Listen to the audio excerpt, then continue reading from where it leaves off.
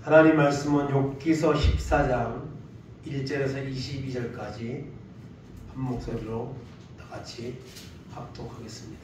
욥기서 14장 1절에서 22절입니다. 다 같이 합독합니다. 여인에게서 태어난 사람은 생애가 짧고 걱정이 가득하며 그는 꽃과 같이 자라나서 시들며 그림자같이 지나가며 머물지 아니하거늘 이와 같은 자를 주께서 눈여겨보시나이까? 나를 주 앞으로 이끌어서 재판하시나이까? 누가 깨끗한 것을 더러운 것 가운데서 낼 수 있으리까? 하나도 없나이다. 그의 날을 정하셨고 그의 달수도 주께 있으므로 그의 규례를 정하여 넘어가지 못하게 하셨사온즉 그에게서 눈을 돌이켜 그가 풍금같이 그의 날을 마칠 때까지 그를 홀로 있게 하옵소서. 나무는 희망이 있나니 찍힐지라도 다시 옴이 나서 연한 가지가 끊이지 아니하며 그 뿌리가 땅에서 늙고 줄기가 흙에서 죽을지라도 물 기운에 움이 돋고 가지가 뻗어서 새로 심은 것과 같거니와 장정이라도 죽으면 소멸되나니 인생이 숨을 거두면 그가 어디 있느냐? 물이 바다에서 줄어들고 강물이 잦아서 맑은 같이 사람이 누우며 다시 일어나지 못하고 하늘이 없어지기까지 눈을 뜨지 못하며 잠을 깨지 못하느니라. 주는 나를 소원에 감추시며 주의 진노를 돌이키실 때까지 나를 숨기시고 나를 위하여 규례를 정하시고 나를 기억하옵소서. 장정이라도 죽으면 어찌 다시 살리까?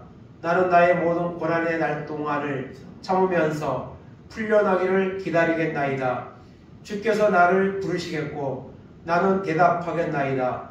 주께서는 주의 손으로 지으신 것을 기다리시겠나이다. 그러하온데 이제 주께서 나의 걸음을 세시오니 나의 죄를 감찰하지 아니하시나이까? 주는 내 허물을 주머니에 봉하시고 내 죄악을 싸매시나이다. 무너지는 산은 반드시 흩어지고 바위는 그 자리에서 옮겨가고 물은 돌을 닳게 하고 넘치는 물은 땅의 티끌을 씻어버리나이다. 이와 같이 주께서는 사람의 희망을 끊으시나이다. 주께서 사람을 영원히 이기셔서 떠나게 하시며 그의 얼굴빛을 변하게 하시고 쫓아보내시오니 그의 아들들이 존귀하게 되어도 그가 알지 못하며 그들이 비천하게 되어도 그가 깨닫지 못하나이다. 다만 그의 삶이 아프고 그의 영혼이 애곡할 뿐이니이다. 아멘.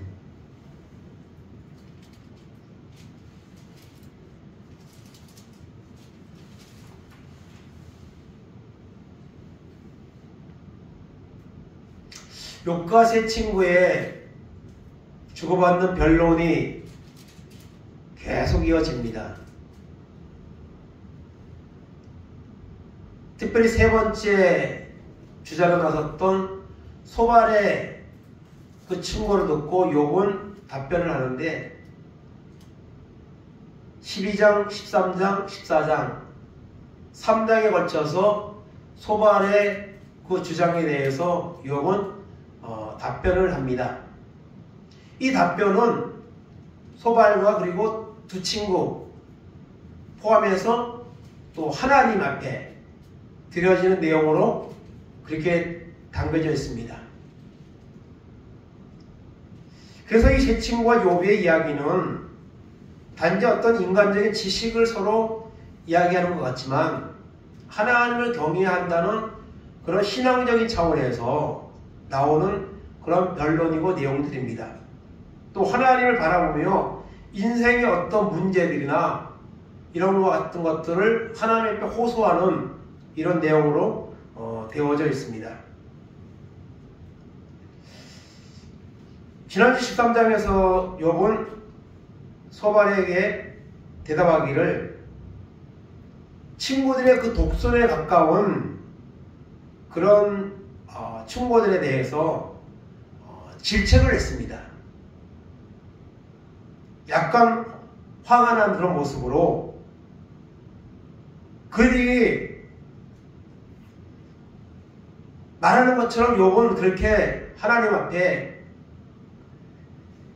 이런 큰 진노를 받을 만한 죄를 지은 적이 아무리 생각해도 없는데 친구들은 마치 엄청난 죄값이 반드시 있기 때문에 이런 형벌을 받고 있다고 계속 돌아가면서 위로가 아니라 공격을 하고 있기 때문에 욥은 때로 그 친구들에게 자신의 의견을 말하면서도 또 좀 화가 나는 부분 같이 그렇게 말하는 부분도 있고요. 그 다음에 그 친구들을 바라보면 그냥 화가 치밀고 그럴 수밖에 없기 때문에 대부분은 또 하나님을 바라보면서 그 말들을 쏟아냅니다.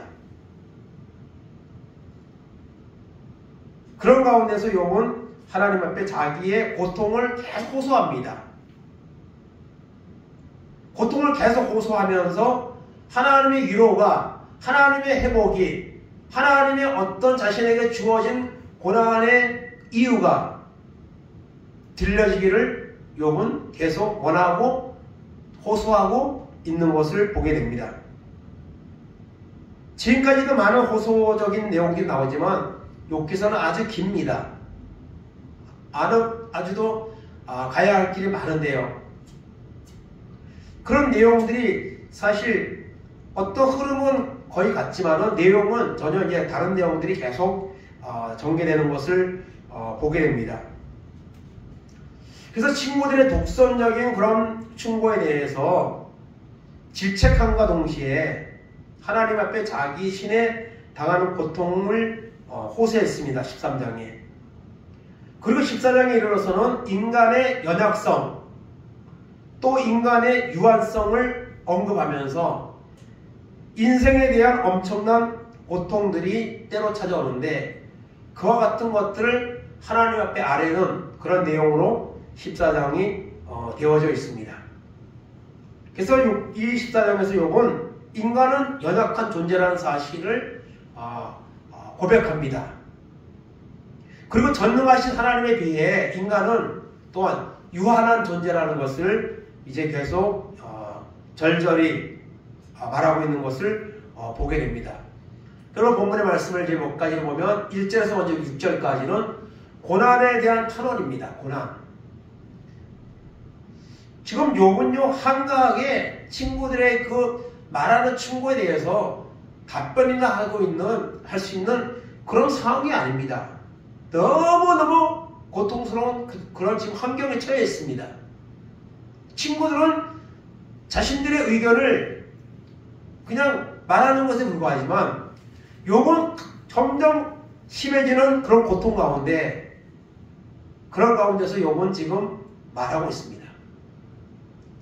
그러므로 욥의 말이 더 사실은 호소력이 있는 거죠. 고난당하고 있는 것은 제 친구가 아닙니다. 욥입니다. 여전히 고난 가운데 있고 그 고난을 어쩌면 점점 깊어가고 있는 그런 상태에 있습니다. 날들도 점점 길어지고 있고요. 그래서 고난에 대해서 하나님 앞에 탄원을 합니다. 인간은 세상에 태어나 살다가 다양한 경험을 하죠. 뭐 공부도 하고 직장생활도 하고 또 뭐 때로는 사고를 만나기도 하고 때로는 몸의 질병을 가지고 고통스러워하기도 하고 이런 여러 가지 상황들을 만나며 인생이 흘러갑니다. 좋은 것만 경험하는 것이 아니죠. 원하는 것만 경험하는 것이 아니죠. 때로는 원하지 않는 그런 경험들도 많이 하면서 살아가는 것이 우리의 인생입니다. 그와 같은 사실들을 욥이 여기서 이제 탄원하고 있습니다. 먼저 1절에 보니까 여인에게서 태어난 사람은 생애가 짧고 걱정이 가득하다. 사실 세상에 있는 모든 사람은 여인에게서 태어나는 거죠. 물론 남자하고 같이 이렇게 부부가 되어서 자녀를 낳지만은 자녀를 낳는 것은 여인이죠. 여인에게서 태어난 사람은 모든 사람을 말하는 거죠. 세상에 태어난 사람들. 생애가 짧고 걱정이 가득하다 이렇게 말하고 있습니다. 그래서 우리 인생은 짧은 인생이죠.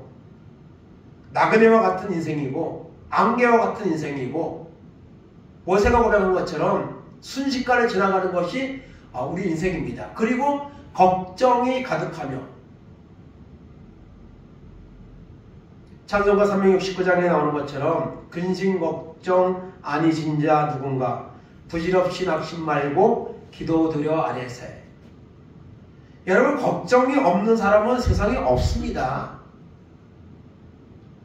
살아가는 동안에 걱정은 사람들에게 누구에게나 찾아옵니다.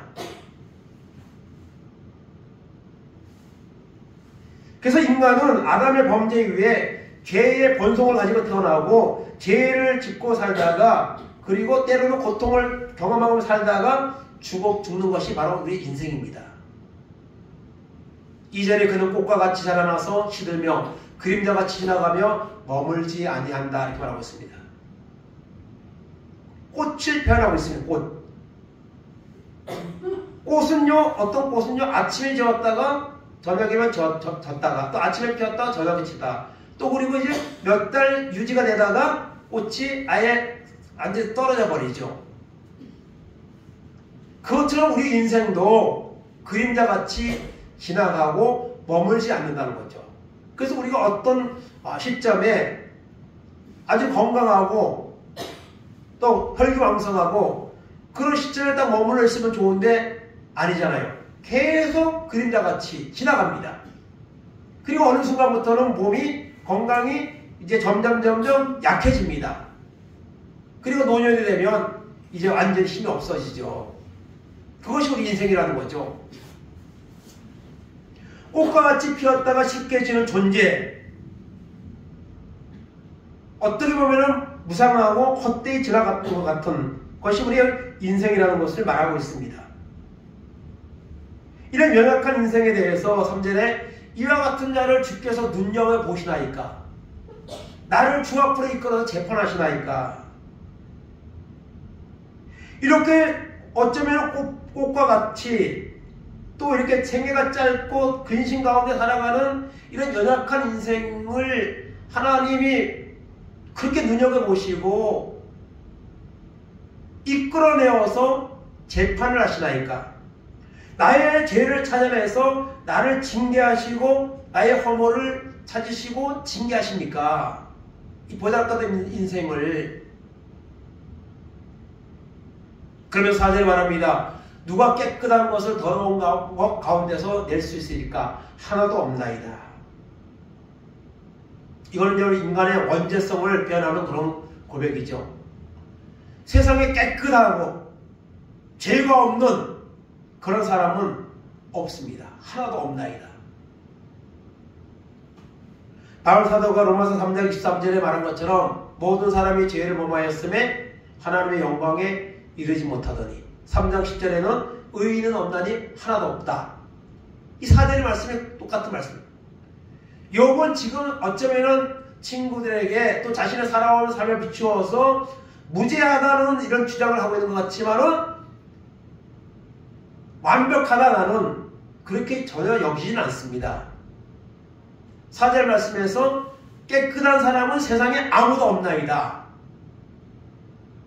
자신도 포함해서 인간은 죄악된 존재라는 것, 그 사실을 여기서 말하고 있습니다. 그리고 5절에 그의 날을 정하셨고 그의 달수도 주께 있으므로 그의 규례를 정하여 넘어가지 못하게 하시사온즉. 우리가 살아가는 날들, 우리가 세상에서 사는 그 생애의 기간들, 이거 누가? 하나님이 다 정합니다. 우리가 몇 살까지 살지 아무도 모릅니다. 언제까지 살까요? 하나님이 정해놓은 날까지 사는 겁니다. 태어날 때 순서가 있어도 죽는 거는 순서가 없다는 말이 있죠. 우리의 날은 하나님이 정하십니다. 욥은 지금 어쩌면 생명이 위태위태합니다. 그런데 그것을 누가 정하여? 하나님이 정하신다는 거예요. 그러면서 10절에 뭐라고 말합니까? 그에게서 눈을 돌이켜 그가 풍금같이 그의 날을 마칠 때까지 그를 홀로 있게 하옵소서. 이 말은 이런 연약한 인생, 죄로 말미암아 때로는 이런 징계를 받으며 고난 가운데 살아가는 인생을 하나님이 좀 돌봐달라는 표현입니다. 그의 인생을 마치는 날까지 그를 홀로 있게 하옵소서. 더 이상 하나님 나를 감시하거나 하나님 나를 징계하지 마시고 나의 짧은 생을, 남은 생은 좀 평안하게 즐겁게 살 수 있도록 하나님 좀 도와주옵소서. 그런 탄원의 고백입니다. 그래서 1절에서 6절까지는 고난에 대해서 욥은 하나님 앞에 탄원하는 이런 고백들을 하고 있는 것을 볼 수가 있습니다. 두 번째는 7절에서 12절까지는 다시 언급하는데요. 짧은 인생에 대해서 고백을 합니다. 그러면서 여기서 등장시키는 게 뭐죠? 나무입니다. 아까는 꽃이 나왔는데 여기 나무. 실제로 보니까 나무는 희망이 있나니 찍힐지라도 다시 옴이 나서 11가지가 끊이지 아니하며 그 뿌리가 땅에서 늙고 질기가 흙에서 죽을지라도.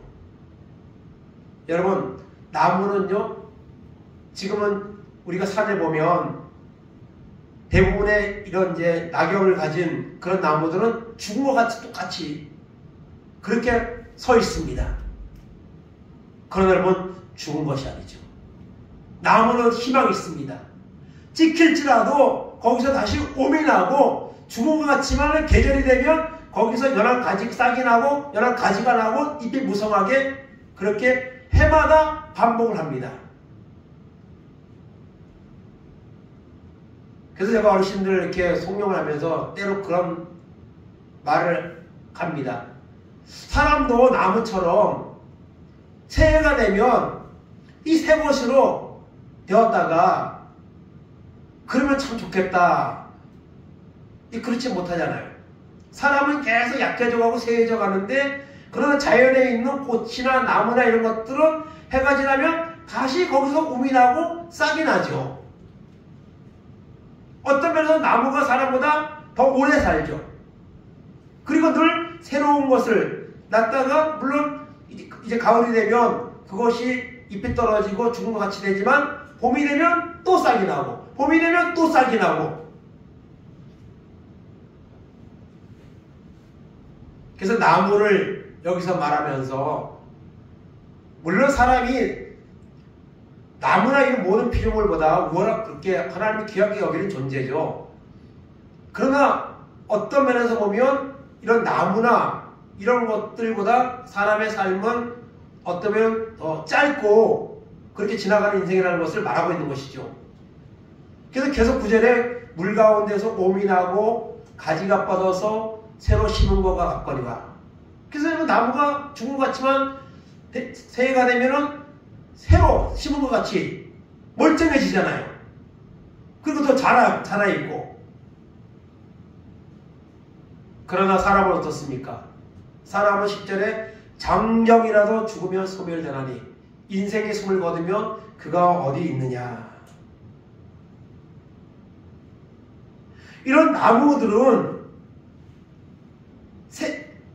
해가 바뀌면 새로 싹이 나고 죽은 것 같아도 거기서 그루터기가 나오고 이렇게 되는데 사람은 그렇지 못하다는 거죠. 장정이라도 죽으면 소멸되고 인생이 숨을 거두면 그가 어디 있느냐.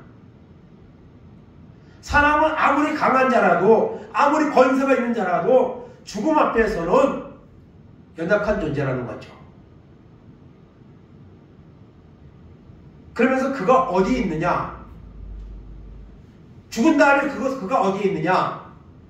사실 이것은 내세를 바라보는 사실 고백입니다. 사실 구약 시대에는 죽으면은 천국 간다. 그런 내세관에 대해서 사실 그렇게 뚜렷하지 않습니다. 신약 시대에 비해서. 물론 신약 시대에 살고 있는 우리는 부활이 있다는 것을 믿고 내세를 믿고 자라지만 그것도 사람마다 달라요. 죽어봐야 알지, 죽으면 그만이지, 이렇게 생각하는 사람들이 여러분 지금 내 세반이 부활에 대한 소망이 확실한 시대에 살고 있는데도 그렇게 거기에 대해서 확신하지 못한 사람들이 의외로 많습니다. 구약시대에는 이런 내세관에 대해서 뚜렷하지 못한 그런 이제 상황들이 사실 있는 거죠. 그런데 여기서 보면 어디 있느냐, 숨을 거두면 그가 어디 있느냐, 이거는 어떤 내세를 조금 바라보는 듯한 이런 표현의 것을 보게 됩니다. 그리고 11절에 물이 바다에서 줄어들고 강물이 잦아서 마름같이. 여러분, 큰 강도 가뭄이 오면 말르죠. 땅바닥을 드러내고, 그것처럼 사람이 누우면 죽으면 다시 일어나지 못하고 하늘이 없어지기까지 눈을 뜨지 못하며 잠을 깨지 못하느니라. 사람은 장정이라도 강한 자 같아도 죽음 앞에서는 어느 누구도 자유로울 수 없고, 죽음을 찾아오면 죽을 수밖에 없는 존재고, 그리고 죽은 이후에는 다시 깨지 못하죠. 불교에서는 윤회설을 말해서 사람이 죽으면은 동물로 태어났다가 다시 또 그 다음에 또 사람으로 태어났다 이렇게 돌고 돈다고 말하는데, 그거는 아무런 근거 없는 이야기들이죠. 그걸 누가 어떻게 증명하겠습니까? 사람의 인생은 죽으면은 세상에서 육신의 삶은 끝이 나는 거죠. 그래서 짧은 인생, 어쩌면 나무보다 더 짧은 인생, 멀쩡한 것 같아도 장정인 것 같아도 이렇게 하나님이 부르면은 갈 수밖에 없는 그런 존재라는 사실을 욥은 여기서 말하고 있습니다. 장정이라는 표현을 2번 썼는데요. 짧은 인생에 대한 고백을 지금 말하고 있습니다. 세 번째로는 13절 15절은 내세에 대한 욥의 신앙입니다. 내세에 대한 어떤 확고한 신학시대 같이 그게 뚜렷한 그런 가르침이나 내용들이 있지는 않지만, 은연중에 욥은 내세를 바라보는 이런 고백들을 합니다. 13절에 주는 나를 수월에 감추시며 주의 진노를 돌이키실 때까지 나를 숨기시고 나를 위하여 규례를 정하시고 나를 기억하옵소서. 욥은 음부를, 죽음 이후의 세계를 일시적인 피난처로 보고 있습니다. 그리고 하나님의 진노가 일시적인 것이고 지나가는 것으로 지금 믿고 있는 것이죠. 그리고 하나님의 진노가 끝나고 다시 하나님 앞에 온전히 회복되는 삶을 살아가기를 욥은 여기서 하나님 앞에 기도하고 있는 것을 보게 됩니다. 14절 다시 또 장정이 나오는데요. 장정이라도 죽으면 어찌 다시 살릴까? 나는 나의 모든 고난을 날 동안을 참으면서 풀려나기를 기다리겠나이다. 장정이라도 죽으면 살 수 못하죠. 어린아이라도 죽었다고 조금 살았다고 다시 살아가는 법은 없는 것이죠. 죽음 앞에서. 욥은 하나님이 자신에게 준 고난에 나를 참으면서 기다리겠다고 했습니다. 하나님이 회복시켜줄 나를 기다리며 나는 하루하루를 견디겠습니다. 살아가겠습니다. 그러면서 15절에 주께서는 나를 부르시겠고 나는 대답하겠나이다. 주께서는 주의 손으로 지으신 것을 기다리시겠나이다.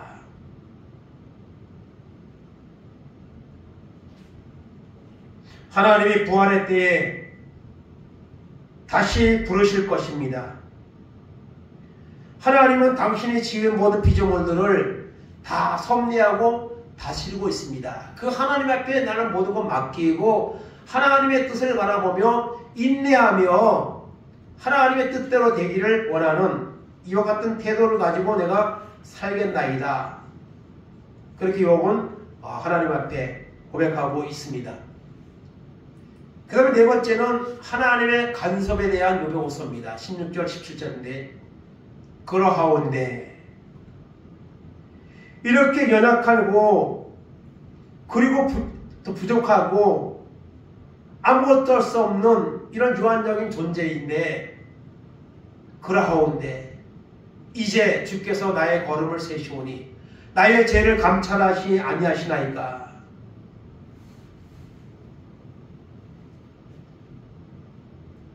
하나님이 나를 새롭게 하여 주시기를 믿고 원하지만 현실 속에서는 하나님이 욥의 죄를 찾아내는 것 같고 그 죄값으로 욥을 계속 고난에 깊이 들어가도록 하고 있는 듯한 이런 감정을 욥은 느끼고 있는 거죠. 17절에 주는 내 허물을 주머니에 봉하시고 내 죄악을 싸매시나이다. 나의 허물과 죄를 싸매시고 감추어 두셨다가 심판의 때에 판결하시려고 그러십니까 하나님? 아무것도 할 수 없는 존재라는 사실을 욥은 고백하며 하나님의 간섭하심이 임하기를 간절히 원하고 있는 것을 보게 됩니다. 그리고 마지막으로 18절에서 22절까지는 자신의 죽음에 대한 예견입니다. 사람이 죽을 때가 되면 그 자기의 신에게 찾아오는 죽음이 임박했다는 사실을 이렇게 깨닫는 경우가 있는 것을 보게 됩니다. 다른 사람은 모르는데 본인은 이제 어떤 죽음의 그림자가 죽음의 순간이 다가온다는 것을 아마 느끼는 경우가 있는 것 같아요. 그래서 이제 자녀들을 불러서 어떤 유언을 하기도 하고, 물론 본인의 건강 상태나 이런 거 다 이제 염두에 두고 이제 죽음이 오기 전에 해야 할 일들을 해야 되겠다, 그런 의식이 있는 경우에는 이제 그런 것들을 이제 행위를 하는 경우가 있죠. 그 욥도 지금 하나님 앞에 회복되기를 원하는 그런 호소를 하고, 또 하나님이 나를 연단하고 있다고 고백하고 회복될 것이라고 그날까지 나는 참고 견디겠나이다 말하고 있지만, 실제로 자신의 현실을 보면 전혀 회복될 기미가 없고 회복될 수 있을 정도까지 그런 어떤 상태가 아니고 너무너무 안 좋은 상태죠.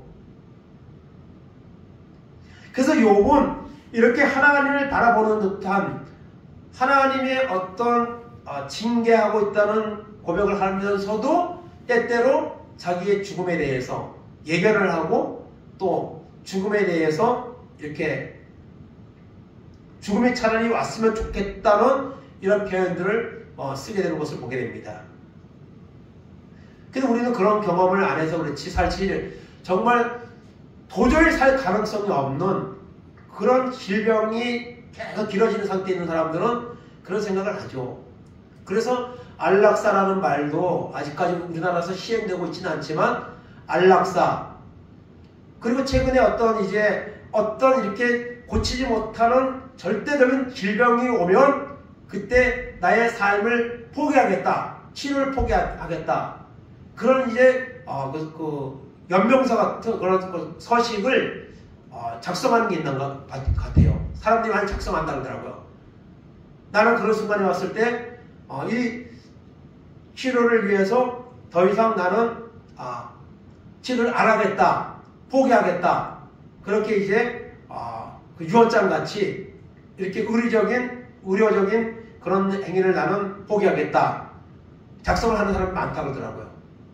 그것은 이제 어떤 자녀들에 대한, 후손들에 대한 이런 이제 부담, 또 자신의 삶이 너무 고통스러울까봐 차라리 거기서 멈췄으면 좋겠다, 이런 아마 생각 때문에 그런 것을 이제 많이 작성을 이제 하고 있다는 이런 뉴스를 얼마 전에 본 경우가 있습니다. 그런 상황이 우리에게 온다면 사람들은 그런 생각을 할 수 있겠죠.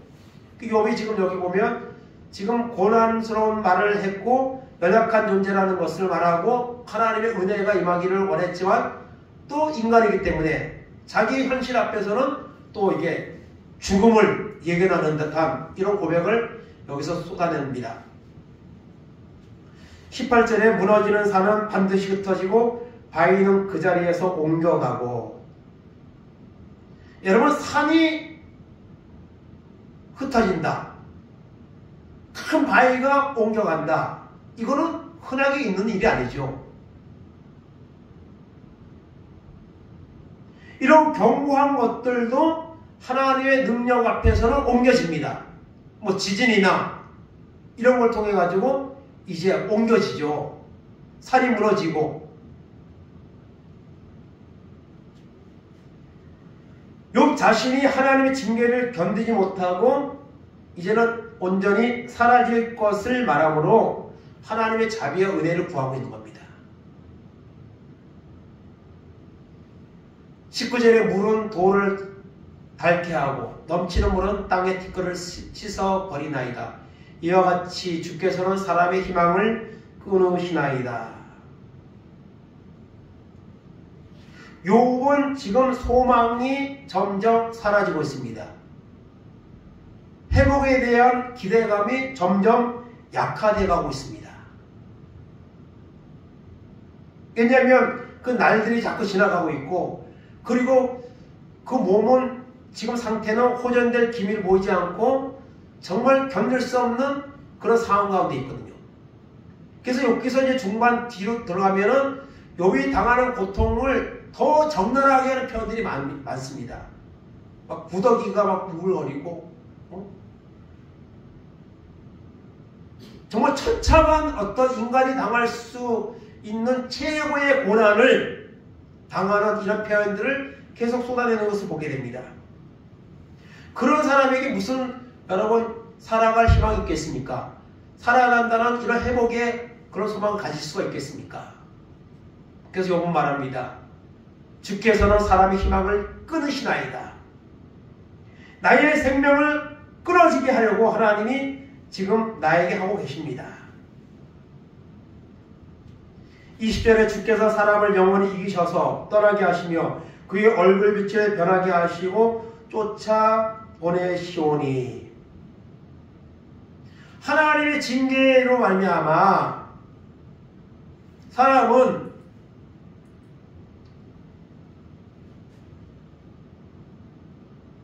그 징계 앞에 어떤 일도 할 수 없는 그런 연약한 존재라는 사실이죠.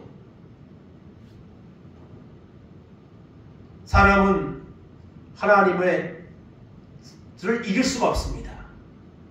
주께서 사람을 영원히 이기셔서 떠나게 하시고 그의 얼굴빛을 변하게 하시고 쫓아보내시오니, 하나님이 나에게 이런 고난을 주셨고 질병을 주셨고 나의 생명을 취하여 간다면 나는 아무것도 할 수 없는 존재입니다. 죽음을 지금 계속, 그렇다고 욥은 절대로 자살을 시도하지는 않습니다.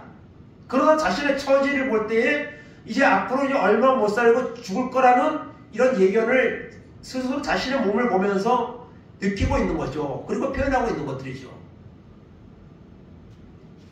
그리고 21절에 그의 아들들이 존귀하게 되어도 그가 알지 못하며 그들이 비천하게 되어도 그가 깨닫지 못하나이다.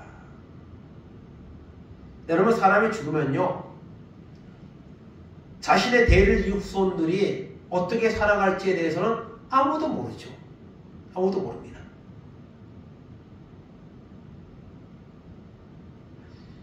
그의 아들들이 존귀하게 되어도 알지 못하고 비천하게 되어도 깨닫지 못하나이다. 사람이 죽으면 후손들의 흥망성쇠를 모릅니다. 물론 신약성 시대에 와서는 하나님이 우리 먼저 간 조상이 부모가 세상에 살고 있는 나를 내려다보고 있을 것이다, 뭐 기도하고 있을 것이다, 이런 표현들을 우리가 쓰는 경우도 있지만은 사실은 그거는 그냥 인간적인 표현들인 것이고 성경에 그런 내용들은 전혀 없죠.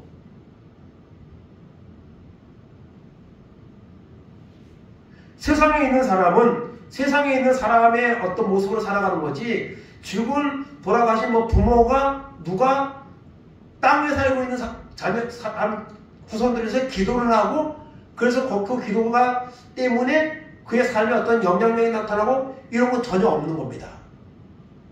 그걸 말하는 건 천국의 연옥결이죠. 후손들이 헌금 많이 하고 죽은 조상을 위해서 기도하면 중간지대에 연옥에 있다가, 믿음이 시원치 않은 사람은 중간지대에 있다가 후손들의 기도와 헌금을 통해서 이제 천국으로 낙원을 간다 하는 연옥교리가 있습니다. 중요한 교리 중에 하나죠. 그거는 없는 거죠. 그래서 부자와 나사로 이야기에서도 죽은 자가 살아나서 가서 전해도 안 믿을 거고 세상에는 복음을 전하는 자들이 있으니 그거를 듣고 그 사람이 믿든지 안 믿든지 하면 될 것이다 하면서 그 부자의 5명의 형제들이 자기처럼 지옥에 오지 않기 위해서 나사로를 보내서 전도하게 해달라는 그 요구가 여러분 들어지지 않는 이런 모습을 보게 되는 거죠. 사람이 죽으면 후손들의 흥망성쇠를 모릅니다. 그리고 그거 알 필요도 없는 거고요. 나와 하나님과 관계 속에서 내가 구원받느냐 이것이 이제 결정되는 것이고 중요한 것이지. 그래서 욥도 물론 욥의 자녀들은 다 죽고 싶으면 없습니다. 근데 보편적인 이제 상황을 말하는 거죠. 죽은 사람은 자식들이 어떻게 살아가는지, 잘 사는지, 비천하게 사는지 그것을 알지 못하는. 그래서 자신이 죽으면은 이 모든 것이 그렇게 된다는 거죠. 모든 사람들이. 그러면서 22절에 다만 그의 삶이 아프고 그의 영혼이 애곡할 뿐이니이다. 죽어 음부에 내려간 자의 고통과 슬픔을 말하고 있고 육체가 썩으면 그 영혼이 광명이 없고 음운한 음부에서 거할 수밖에 없는 슬픔을 나타내는 거예요. 그래서 자신이 죽으면은 어떻게 될 것인가에 대해서 사실 욥은 지금 두려워하고 있는 것이고 죽으면은 모든 것이 끝나버린 듯한 이런 표현을 쓰면서 자신의 죽음을 어떻게 예견하는 그런 고백들을 하고 있는 것을 볼 수가 있습니다. 결론적으로 욥은 비교적 의로운 삶을 살았지만 넓은 의미에서 보면 모든 사람은 죄인이다. 아까 나온 가수 중에 의롭게 행하는 자가 세상에 어디 있겠습니까? 없다고 욥도 고백을 했습니다. 그러나 살아계신 하나님을 바라보고 살아갈 때 인간은 타락된 존재이지만 그 하나님을 바라보고 믿음으로 나갈 때에는 또 십자가의 보혈을 의지할 때에는 본성적으로 죄악 속에 태어나서 죄악을 가지고 살아가고 죄값으로 형벌을 받아 심판을 받아 마땅한 우리 인생이지만 하나님을 바라보고 하나님의 은혜를 구하며 살아가야 되는 것이 우리 인생이고 또 십자가의 복음을 믿고 우리가 살아가면 우리가 죄악을 해결받고 짧은 인생이 마치는 날 구원을 받게 된다는 이 사실을 우리가 바라보며 우리가 살아가는 은혜가 있기를 간절히 원합니다. 그래서 구약시대에 비해서 우리는 확고한 부활과 내세에 대한 그리고 주님이 행하신 십자가의 구원의 이런 은혜 속에서 이 복음의 시대에 살고 있다는 것이 얼마나 큰 축복인지 모릅니다. 구약시대에는 그런 것들이 확실하지 않았습니다. 희미하게 이제 나오는 이런 고백 정도 또 바라는 소망 정도로 이렇게 나타나는 것을 우리가 볼 수가 있습니다. 욥과 같이 우리 인생 살아가는 동안에 때때로 어려운 순간들이 우리를 찾아오는 순간들이 있습니다.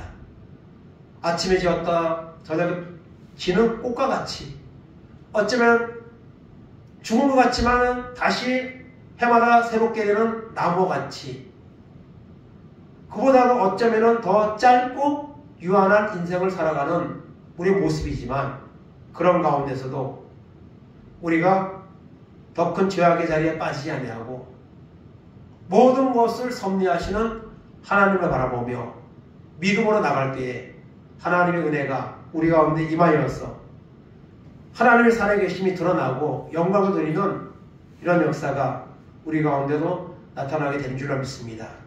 그래서 우리가 그래도 감사한 것은 욥기서를 보면서 하나님 욥과 같은 이 정도의 고난은 당하지 않고 살아가게 되는 거 감사합니다.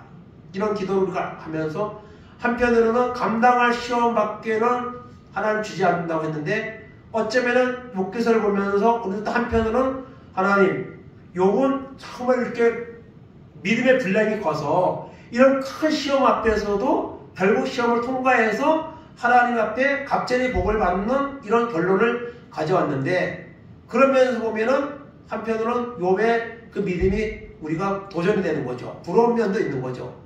하나님, 나도 더 큰 믿음의 분량이 있어서 하나님의 어떤 징계나 이런 단련의 순간들이 올지라도 그것을 감당함으로 말미암아 하나님의 그 단련하고 난 후에 주시는 그 영광, 그리고 하나님의 사용하시는 그런 은혜, 이런 것들이 더 단계가 높아지는 이런 은혜가 나에게도 임하기 원합니다 하는 이런 기도를 우리가 할 수도 있고, 그래서 욥기서를 보면 이런 다양성을 우리가 갖게 되는 것이죠.